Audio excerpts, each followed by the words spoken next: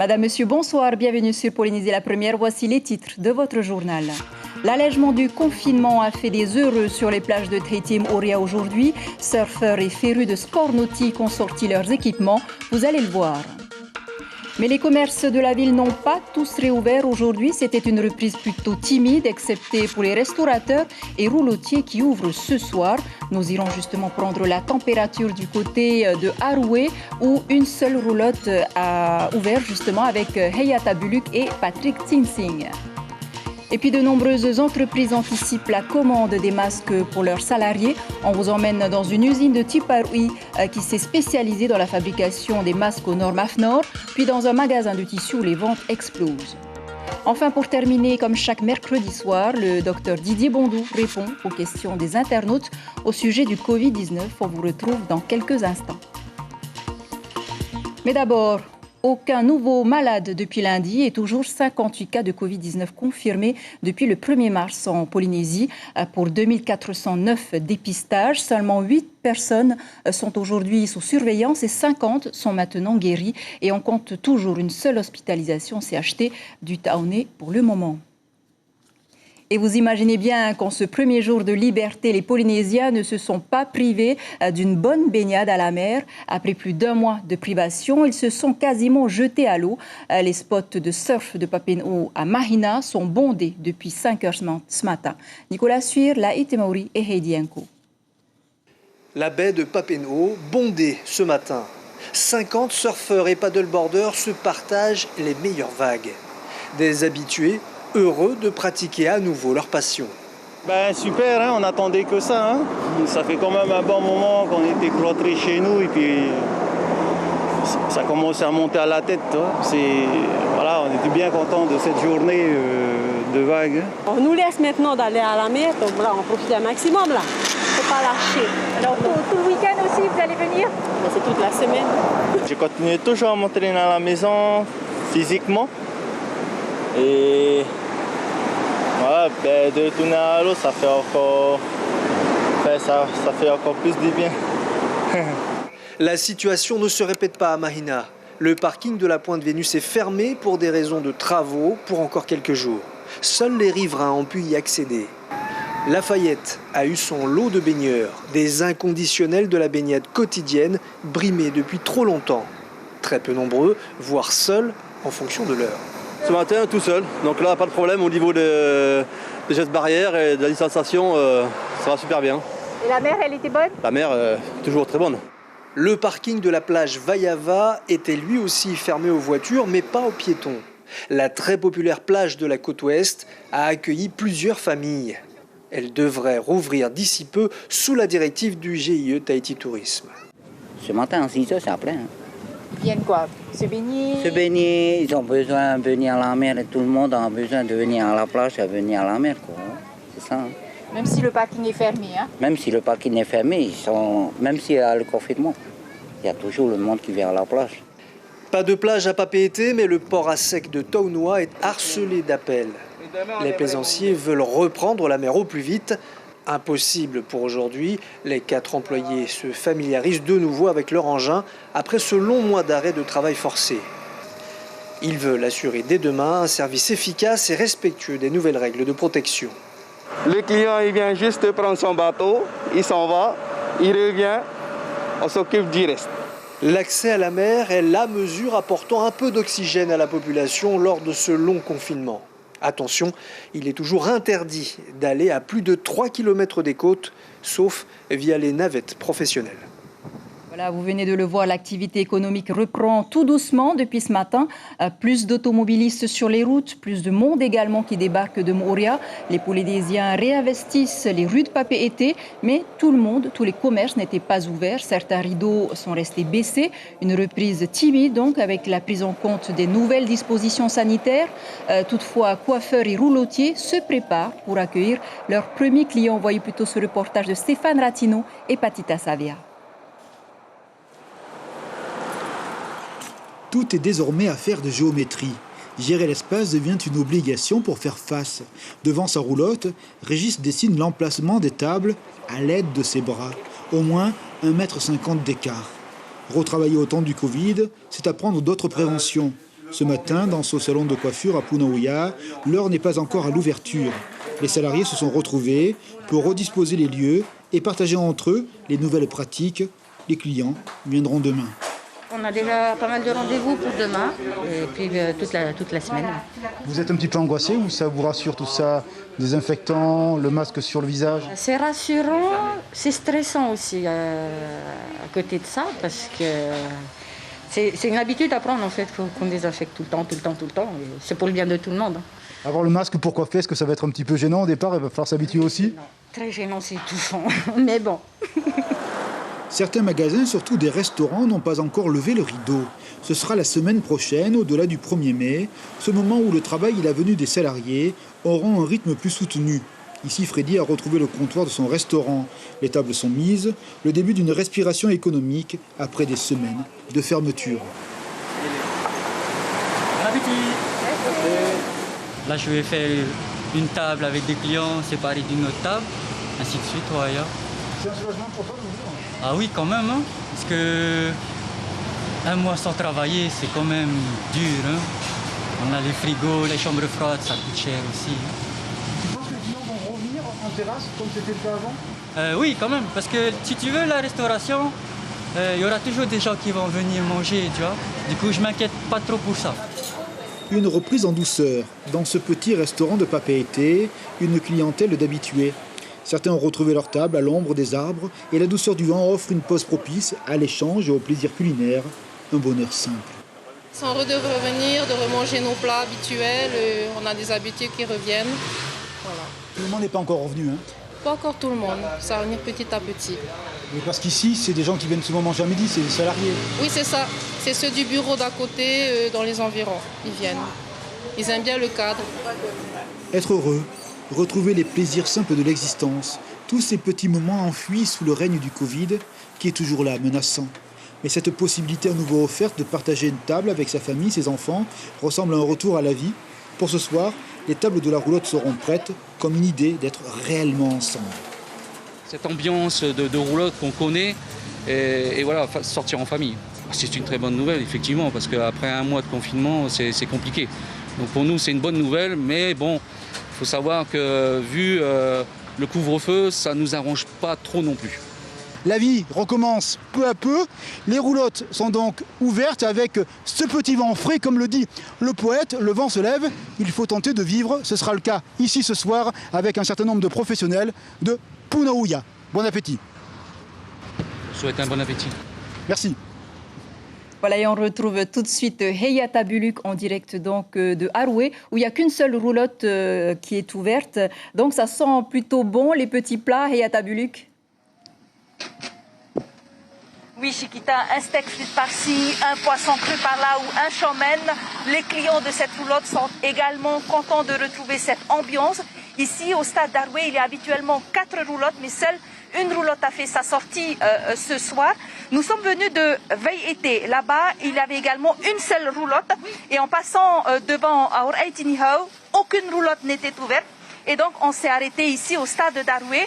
Et nous sommes en compagnie de Lamont Manarani, propriétaire de cette roulotte. Lamont, bonsoir. Comment vous vous êtes organisé avec ces nouvelles recommandations? Eh bien, on a ouvert un peu plus tôt déjà, hein, parce que le temps est limité. On doit rentrer avant 21h chez nous. Et par rapport aussi aux tables, on les a bien séparées pour que les clients ne soient pas trop à côté, quoi. Vous avez diminué le nombre de tables? On a beaucoup diminué le nombre de tables pour éviter en fait, qu'il y ait beaucoup trop de monde, quoi. Et puis après, les personnes qui viennent manger sur place, ce sont les personnes qui vivent dans la même maison, quoi. Ils ne peuvent pas venir avec d'autres amis invités sur une table, quoi. On refuse ça. Hein. Vous en avez eu ce soir? Non, on n'a pas eu ça ce soir. Hein. Voilà, c'est les personnes qui vivent dans la même maison qui sont attablées. Hein. Comment vous pouvez savoir? Vous allez leur demander? Ouais, celui qui sert, il demande. Hein. Il a reçu les consignes, quoi. Pendant le mois de confinement, qu'est-ce que vous avez fait? Vous avez continué à payer votre loyer ici? En fait, on a fait un courrier à la mairie pour demander en fait si on pouvait être exonéré en fait, hein, ne pas payer le loyer, hein, parce qu'on n'a pas du tout travaillé. Et lorsqu'on a su que les roulottes pouvaient faire du emporter, on avait essayé la semaine dernière et c'était catastrophique, quoi. On est content de le prendre, hein, ça c'est sûr. Hein. Oui. Merci beaucoup Lamont. Donc voilà, donc cette roulotte et les clients de cette roulotte sont très heureux de retrouver cette ambiance, donc en direct depuis le stade d'Arwey. Merci beaucoup Hayata Buluk ainsi qu'à Patrick Sing Sing pour le direct. Des bons petits plats qui nous ouvrent l'appétit. Et surtout, n'oubliez pas de rentrer avant le couvre-feu à 21h. Et sachez également que le Conseil des ministres a réautorisé la vente d'alcool non réfrigéré dans les magasins sans passer par un drive à compter d'aujourd'hui, uniquement du lundi au jeudi de 8h à 16h. Elle est interdite les autres jours ainsi que les jours fériés. La vente est toujours limitée à 10 litres pour la bière et 5 litres pour les autres boissons. Et à peine 2 jours après que les salariés des enseignes McDo aient repris du service, des membres d'un collectif, 8 au total, sont venus manifester à Papeete leur mécontentement face à la ruée des gens sur ce qu'ils appellent la malbouffe. Ils prônent un retour à une alimentation plus saine. Et bien sûr, pas question de reprendre le travail sans le port du masque, recommandait hier le vice-président du PIT Varoufritch. De nombreuses entreprises ont d'ailleurs anticipé la commande des masques aux normes AFNOR pour leurs salariés auprès des enseignes spécialisées dans la couture. Direction un atelier de Tiperoui où 100% des employés ont repris et où la demande explose. Natacha Silagi, Sandrouli et Hubert Liao. Marron, rose, bleu ou orange, les masques sont les nouveaux accessoires de mode obligatoires pour stopper l'épidémie de Covid-19. Dans cette usine de confection improvisée, on respecte les normes de l'Association française de fabrication de masques, 120 à 150 grammes de tissu par mètre carré, sinon rien. C'est d'abord un masque qui est un masque avec des plis. Voilà, nous on a travaillé, vous avez 2 couches de tissu qui font 20 sur 20 ou 21 sur 19, qui est là. Donc, la première couche et la deuxième couche. On a fait ça parce que quand tu vas porter ton masque, c'est bien de pouvoir voir aussi le côté que tu as contre la bouche et ça, le côté de tous les jours. Quand tu le laves, au moins tu ne te trompes pas. Parce que le côté le plus exposé, ça va être celui-ci.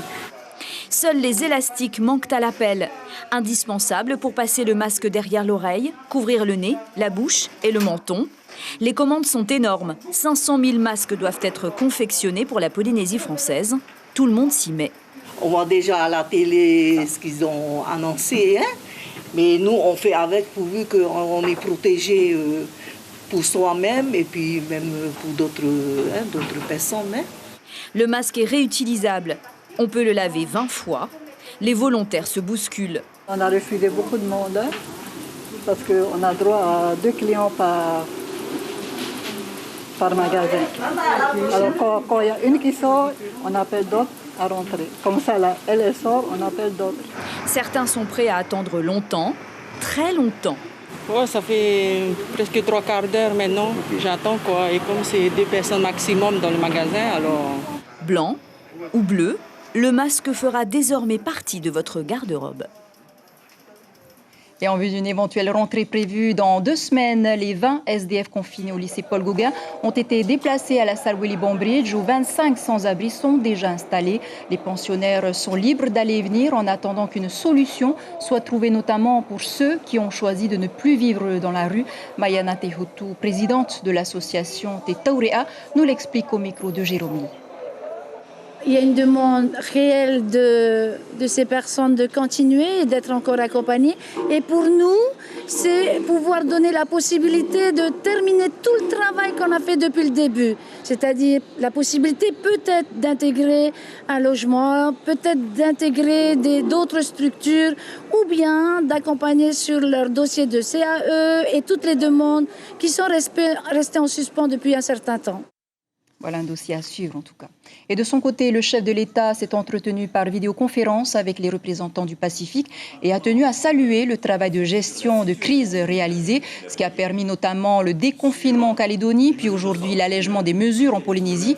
Parmi les problématiques évoquées également le rapatriement des résidents polynésiens depuis la métropole, avec une 14aine stricte dans un lieu dédié et des tests.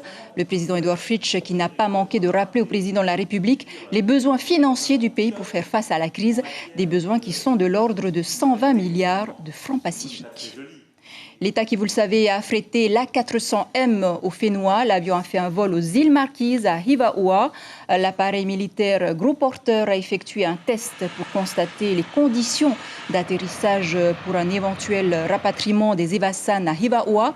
Un simple arrêt moteur avant de redécoller en direction de Nukuhiva. L'avion n'a eu aucune difficulté en tout cas à se poser, même sur une piste très courte. Et bien que l'avion ait été affrété en Polynésie par l'État, je rappelle que les Evasan seront payés par la CPS.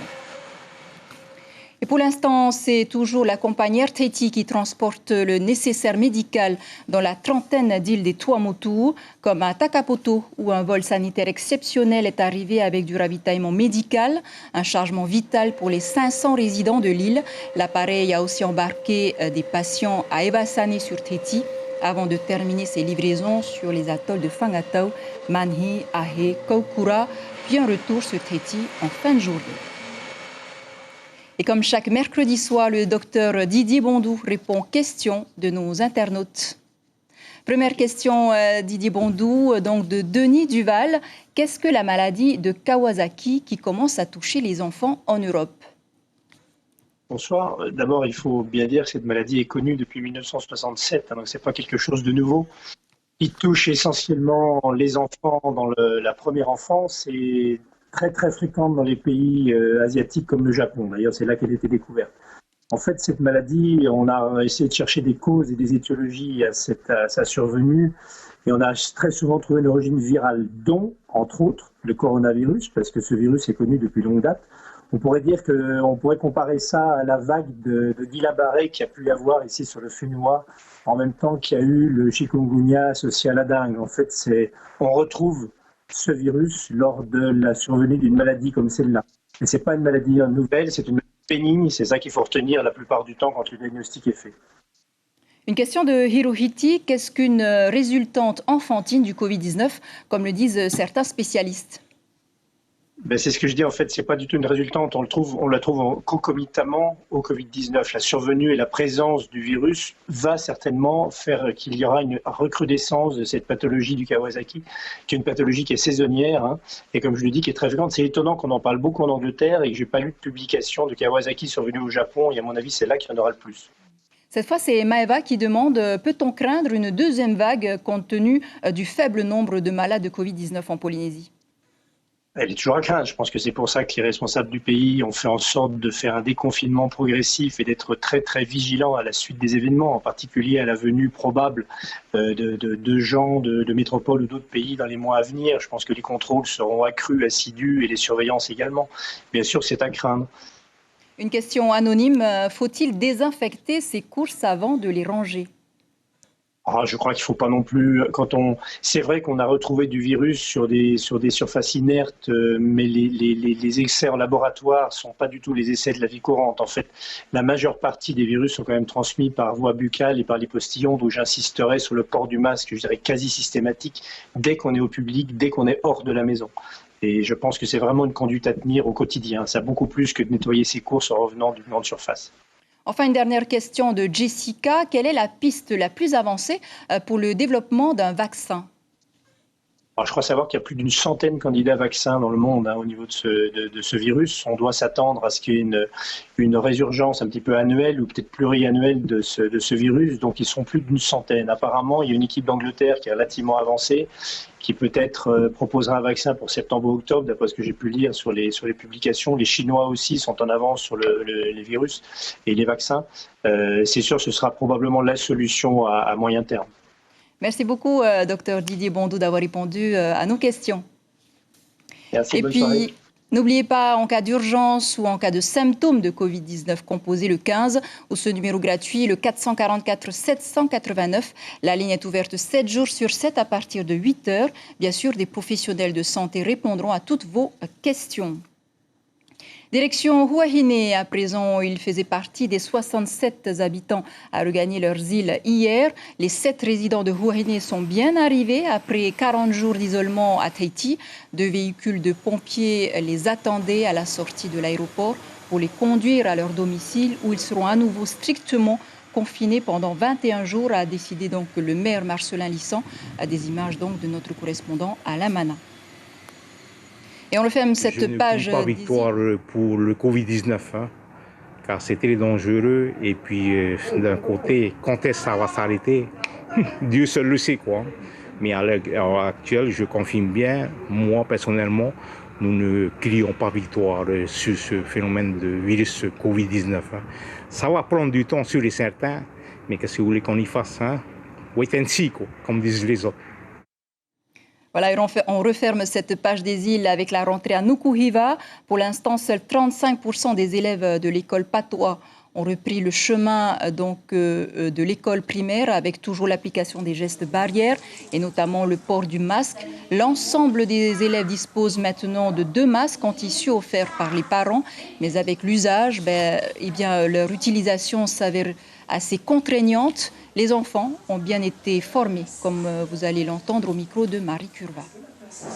J'ai appris sur le masque qu'il faut qu'on protège les autres et nous protéger. Et je couvre le dessus du nez et le dessous du menton. Tout de suite, ils se sont sentis protégés en portant le masque. Et par la même occasion, je leur ai expliqué, c'est également pour empêcher de contaminer son prochain, un camarade de classe ou quelqu'un d'autre.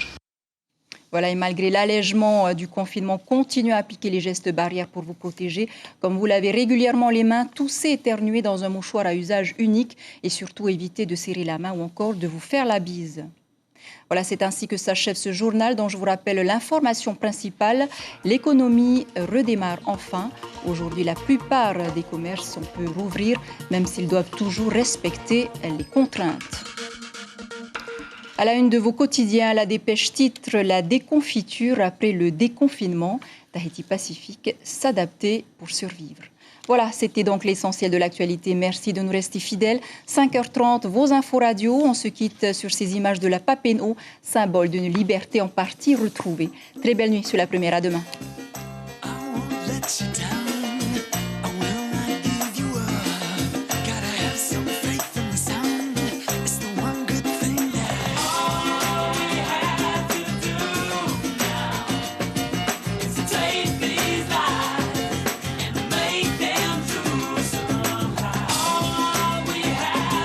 Retrouvez notre journal en replay sur notre site internet.